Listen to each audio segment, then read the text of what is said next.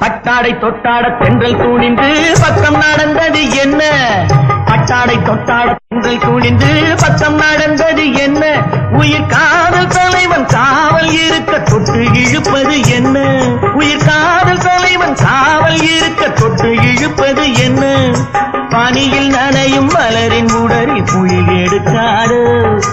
ஒருவன் மடியில் மயங்கும் பொழுது சுகம் பிறக்காது. தங்கப்பதக்கத்தின் மேலே பதித்தது போலே இந்த பட்டு கண்ணங்களின் மேலே ஒன்று தொட்டு கொடுத்திடலாமோ நீயும் விட்டு கொடுத்திடலாமோ?